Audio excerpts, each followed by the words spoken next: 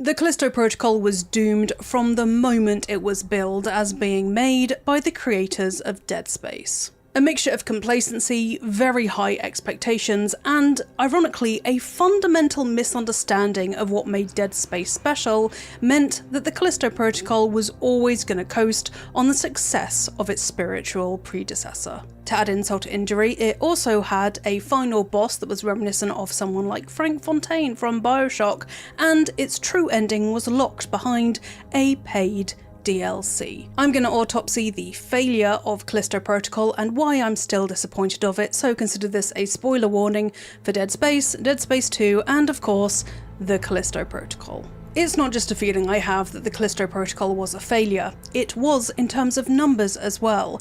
It underperformed massively, which led to Krafton's stock price going down, and considering that Krafton had fairly high expectations behind the game, it's no surprise that when it failed to meet expectations, everything went downhill. Krafton expected the Callisto Protocol to sell 5 million units, which wasn't met and was swiftly halved to aiming to sell 2 million units in the year following its release. It was basically a massive financial flop. But when your budget is $160 million, unless you're working on something like GTA 6, you would think that any sensible CFO would gently imply that making that amount of money back is going to be a stretch. Just for context, Control cost $35 million to make, Black Myth Wukong $70 million to make, and even something like Baldur's Gate 3 with all of its awards, $100 million.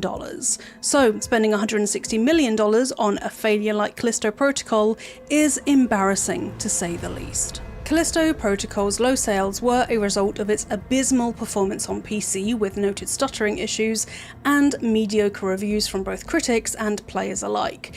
It's rated mixed on Steam out of 32,000 reviews, 7 on 10 on Metacritic across all platforms, and ultimately the 3 most painful words can be attributed to Callisto Protocol. It had potential. On paper, the Callisto Protocol had all the ingredients that made it sound like Dead Space. Not only did it come from the creators of Dead Space, but it had reanimated dead bodies, violent deaths, a protagonist who was trapped and needed to escape, a diegetic health bar, and it was intensely claustrophobic. But that kind of surface reading of Callisto Protocol is what led to its failure. Dead Space is more than these component parts, and Callisto lacked the subtlety or any kind of understanding of what made Dead Space special. So, how did the Callisto Protocol fail, and why am I still disappointed in it? Marketing, which is where I bet a lot of that $168 million budget went, as well as on Hollywood talent when you could just use a range of incredibly talented voice actors that we have in the video game industry, hinged heavily on Callisto Protocol being from the minds behind Dead Space. So, as that's the point of comparison the Callisto Protocol was shackled to when it came out, that's what I'm going to be comparing it against. Also, it's just a bad look to set expectations so high. Dead Space was critically acclaimed when it came out, and did the unexpected. Dead Space 2 was better than Dead Space, according to the critics, but also, I prefer Dead Space 2. Let me know what you think in the comments. What frustrates me so much about the Callisto Protocol is that it seemed to keep forgetting that the thing that made Dead Space special was the setting, the horror, its human element, and the world building. It was not the realism or the gory kills that made Dead Space a good game. They definitely helped, don't get me wrong, but the story and the atmosphere that's at the heart of Dead Space is what made it so beloved, and is why it has such an enduring fan base years after its release. The Callisto Protocol made a big deal about having loads of different kill scenes and looking so realistic, but if you ask me, realism is kind of over as a thing to boast about because it's almost given with AAA games nowadays. I will give credit where it's due. The dismemberment systems in Callisto Protocol and its death scenes were grim in the very best way. But with repetitive combat, you actually rarely see those death scenes in Callisto Protocol. Because the combat is boring and so easy to master, it's very rare that you'd actually end up on the wrong end of a biophage. This appears to be a real case of Striking Distance Studios and Glenn Schofield, the mind behind Dead Space, ironically not understanding what made Dead Space a success to begin with. So like, was that an accident? Did you not do any kind of analysis or research to figure out why Dead Space was successful? Did you just coast on your own ideas and ego, which might be me being too harsh? But did you? So with this fundamental misunderstanding of what made Dead Space special, allow me to compare Callisto Protocol and Dead Space and show you, although they may appear on the surface very similar, they are actually incredibly different. Setting the Callisto Protocol in a prison might have appeared like a good idea at first. We know that the industrial prison complex treats incarcerated people like they are subhuman, which obviously is not okay, and therefore these people are viewed as disposable, so having them tested on isn't that far of a jump for the story of the Callisto Protocol. This had the potential to be an incredibly compelling story point. What happens when the prisoners are people who haven't done any kind of non-violent crimes or are victims of prejudiced judicial systems, for instance, and the inherent injustice of them then being tested on, not to mention the fact that testing on prisoners full stop is incredibly unethical and not okay. You could have potentially run into someone in the Callisto Protocol who was framed for a crime they didn't commit or is picked up for something non-violent like theft and then finds himself in the centre of this terrifying outbreak when they have no cause to be there. So witnessing someone who doesn't have a violent bone in their body but might have stolen something or been framed for something being experimented upon would generate a massive amount of sympathy in the player, but then if you have a serial killer being experimented upon, you're not going to get that same element of sympathy from them. The contradiction and the juxtaposition between the two different types of people, or many different types of people to be honest, who end up incarcerated, could have been an incredibly compelling story point. But of course, the Callisto Protocol didn't do any kind of reflection on the industrial prison complex in any way. Being set inside a prison meant there also wasn't really any distinction in the different kinds of atmospheres different locations would have. In Dead Space, the Ishimura and the mining colony had loads of diverse spaces. There were offices, apartments, loading bays, industrial areas, shops, hospitals, and of course, unitology churches. There were all these different spaces where you could depict horror in really different ways, and where your surroundings as the player would change. And because part of horror comes from feeling uncomfortable or out of place and therefore being unable to predict what comes next, being put in loads of different locations where you have to get to grips with it again was an incredibly effective way in Dead Space and Dead Space 2 to make sure you always felt tense, because you could never get used to the area you were found in. However, in the Callisto Protocol, you were more or less in very similar looking spaces. You were either in dirt and debris filled mining shafts and underground areas, or incredibly industrial prison sections, where you had tons of metal around you and there wasn't really any sign that people used to live there. The fundamental issue here is that what Dead Space understood is that you need some point of context to make the horror hit. When you have environments with multiple different sectors of society, you can then use different kinds of horror tropes and genres to scare the player. For example, soft factors like nurseries and schools were used loads more in Dead Space 2 because the contradiction of having innocent children and parents being affected by something as horrific as the necromorphs led to incredibly disturbing horror moments like this one.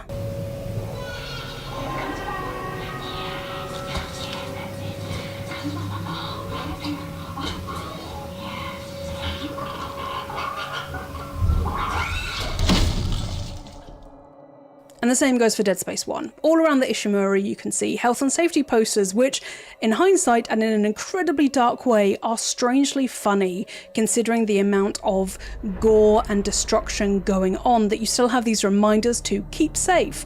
There's also elements in Dead Space, like in the mining colony, where you have really chilling depictions of unitologists making themselves ready to be turned into necrophages. You need these different types of settings in order to make the horror hit. Because if you're exposed to the same kinds of scares and horror over and over and over again, like you're on the Callisto Protocol, they're not going to be scary because you're going to get used to them. But what Dead Space understood is how to consistently take you out of your element the moment you began to get used to it. Prisons are already an incredibly dehumanizing space. The whole point of prisons is to strip you of your individuality and to punish you for supposed misdemeanors you've done against society. So what that means is that when the Callisto Protocol descends into horror, there's not really that much difference between infected people running around and murdering people in a prison and how horrible the prison was beforehand, when you had security robots and wardens essentially tormenting prisoners inside.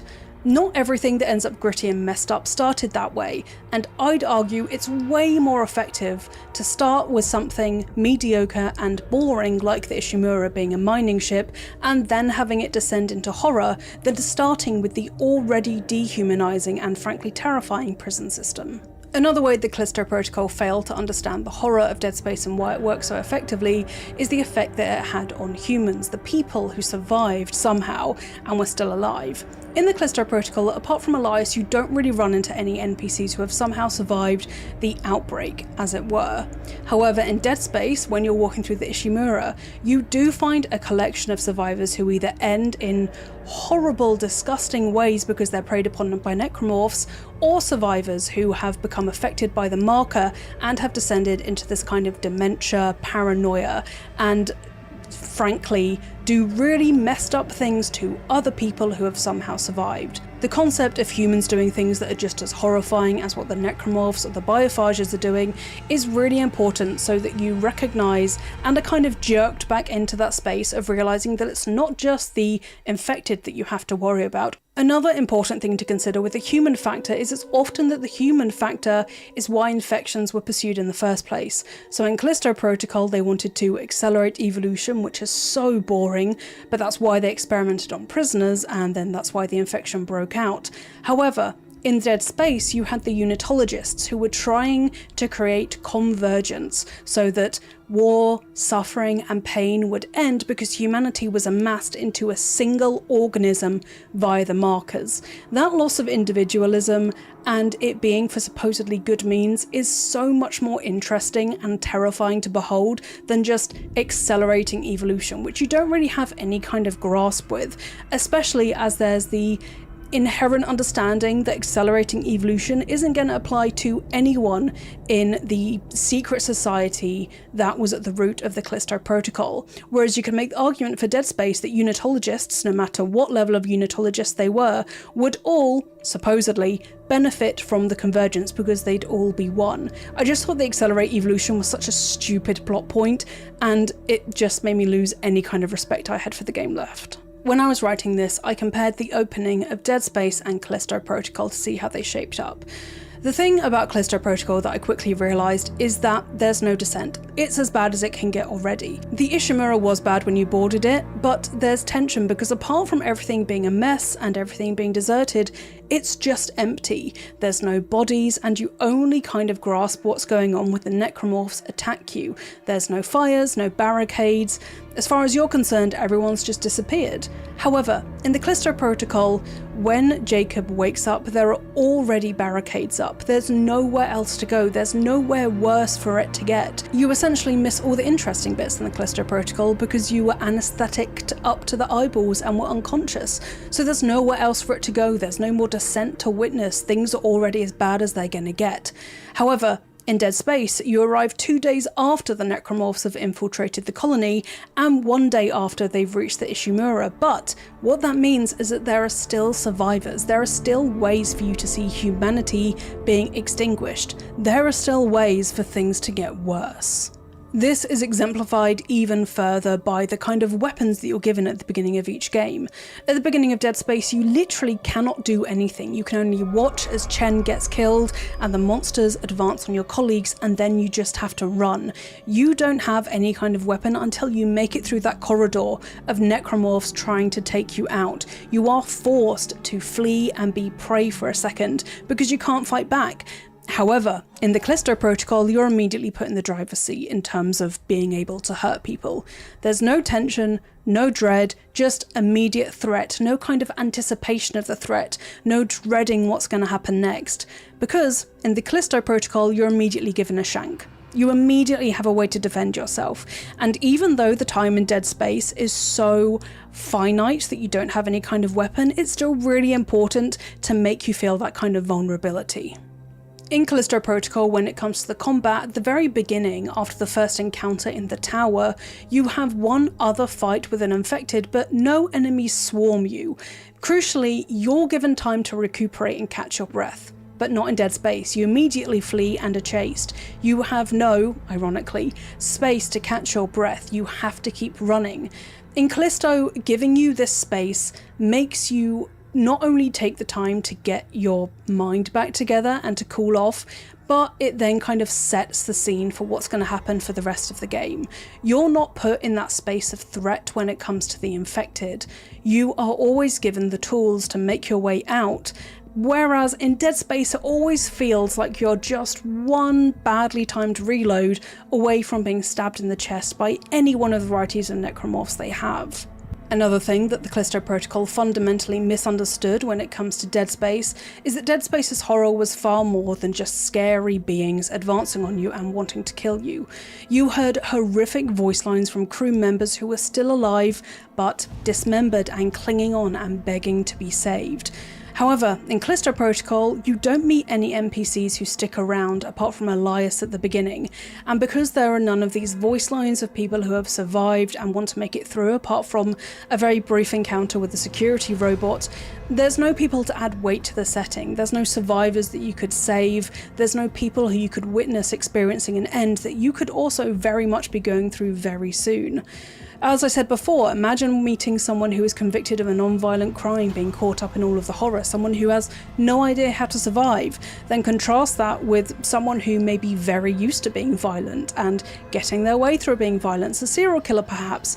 They might be glad that everything's gone to shit in the Callisto Protocol because they know how to survive using violence.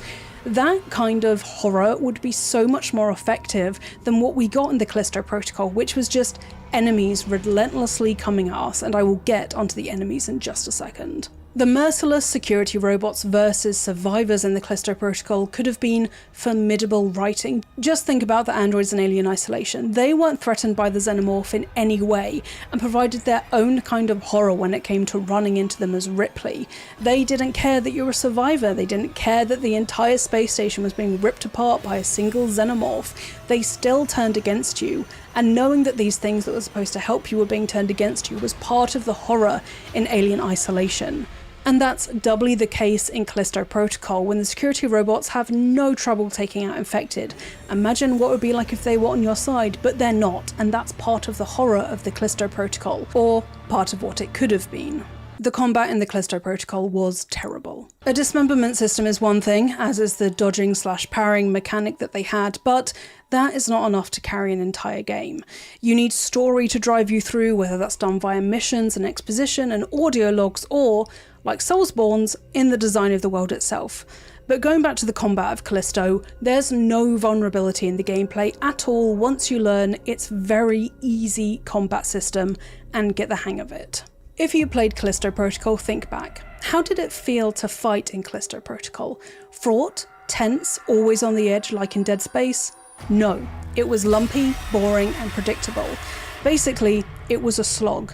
Once you learnt how to dodge attacks and the parry mechanic, every single fight was very similar from then on out.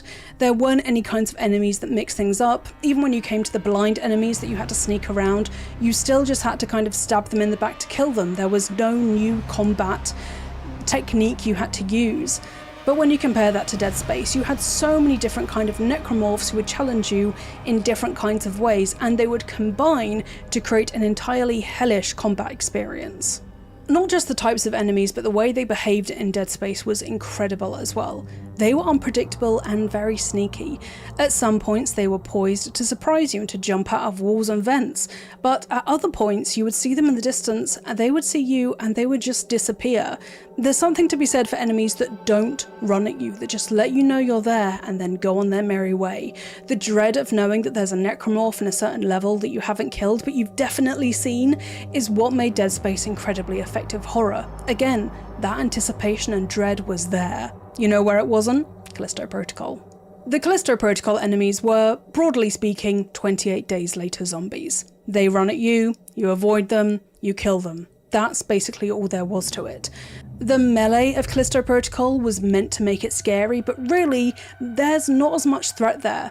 Having something close the distance between you and it when you want to keep it far away because you only have a gun is way scarier than being mentally resigned to needing an enemy up close because all you have is a melee weapon. In Callisto Protocol, you're hoping the enemies get close enough to you so you can whack them with your hammer or whatever it is he used. In Dead Space, you want them to stay far away, not only because they can strike at you from a distance, but because you have a gun, you have the mining laser, and you need them to stay far away so you can dismember them. If they get up close, that's a hell of a lot more difficult. When it comes to the monsters, the necromorphs in the Callisto Protocol, they are designed incredibly efficiently. They loom over you with long limbs like a praying mantis, whereas the infected in Callisto square up to you but don't really take up any more space. The basic enemies are human size, and even the blinds that are taller than you. Like I said, taking them out is really easy. You meet enemies that are taller than you only when they're mini-bosses, which means for the by and large of Callisto, you're fighting enemies which you are more or less on an equal footing with. But in Dead Space, you are absolutely fucked if necromorphs get close enough.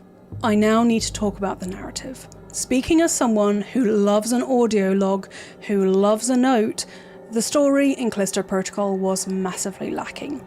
If you just compare the amount of audio logs in Dead Space versus Callisto Protocol, there's no competition. In Dead Space, you have 120 audio logs and 40 written ones, whereas in the Callisto Protocol, you have 47 audio logs and no written ones. Yes, it's funny to think of NPCs in horror games taking the time to write some helpful graffiti or record a note with all the audio recording equipment that everyone seems to have, but knock it or not, it builds lore, it builds story, and it builds atmosphere. Lacking something as simple as audio or written logs in Callisto Protocol really affected the experience of playing the game. The Callisto Protocol had the depth of a petri dish, with the creators forgetting that Dead Space's enduring fandom is in large part due to its lore iceberg, which I love. In horror games, you have to have quiet moments to build the world around you, to see what's been sacrificed to make all this horror happen, and to mourn it in one way or another, no matter how conscious you are of mourning that kind of world. The Callisto Protocol had an underdeveloped narrative that they sacrificed in favour of cheap scares. Again, accelerating human evolution? Please. I've already gone over how religion is a scarier thing to incentivise a necromorph outbreak than accelerating human evolution, but part of the reason why it's scarier is because of the amount of audio and written logs we got in Dead Space that explained not only how unitologists appear from the outside, but how they see the world, what they want, why they're striving for the homogenization of humanity. When it came to accelerating evolution, that was something that was thrown in fairly close to the end of the Callisto Protocol, if I'm remembering correctly. It wasn't something that was seeded at the very beginning. There wasn't really given a reason for wanting to accelerate human evolution. Maybe if the warden had some kind of genetic disease and he wanted to make sure that no one ever suffered like that ever again, it would give it a little bit more weight. But just having this ominous secret society of rich people wanting to accelerate human evolution is so boring, and I feel like we're kind of desensitized to that kind of horror because honestly it feels like we're living in it right now. But either way, no matter how weak that argument is, I guarantee you that having some audio and written logs added to Callisto Protocol to flesh out that motive would have made the horror far more effective. So now that I have buried the Callisto Protocol underneath a mountain of contempt, what actually happened behind the scenes to make a game this expensive and yet still this shallow?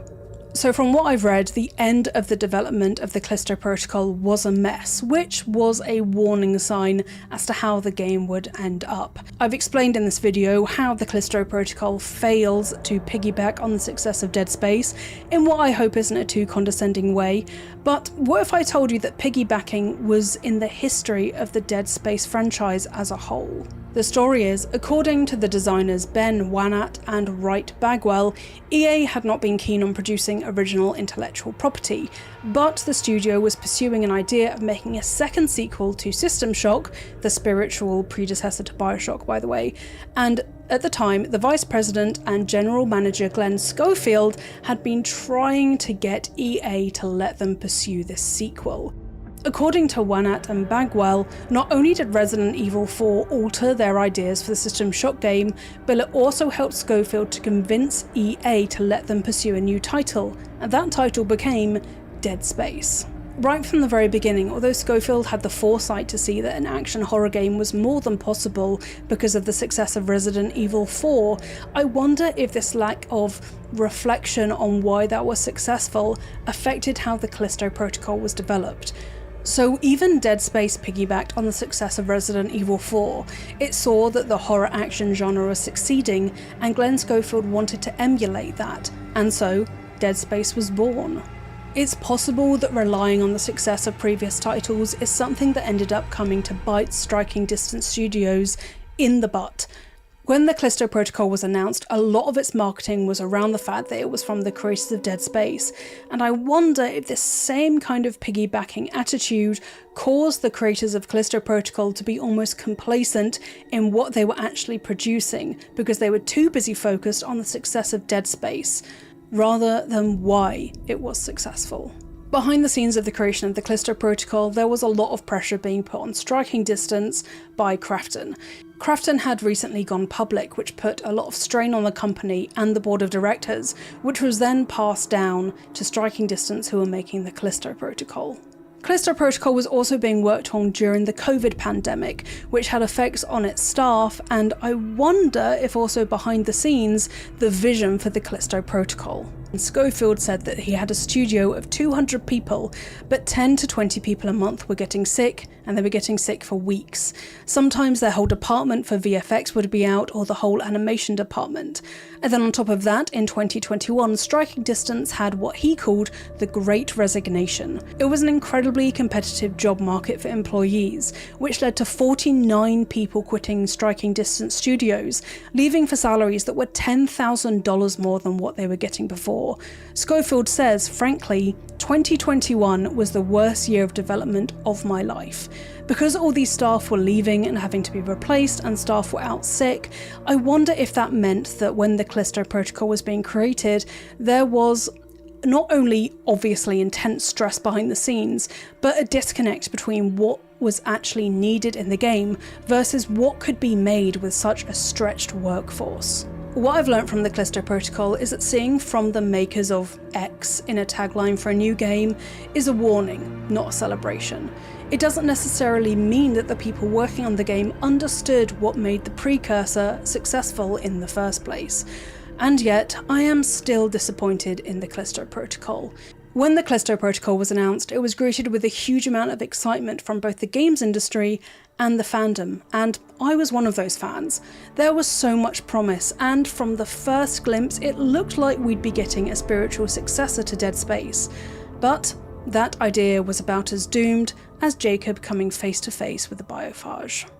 What do you think of the Callisto Protocol and Dead Space comparisons? Let me know in the comments below, and also please let me know if you want a Dead Space 2 remake, because as someone who thinks Dead Space 2 is better than Dead Space 1, I would love to see that game remade. If you want to see more videos like this, please do like the video and feel free to subscribe to Eurogamer for more videos about video games almost every single day. Now, I'm gonna go and replay that horrifying school level in Dead Space 2 because although it terrifies me, I love it so much. So I'll see you folks next time.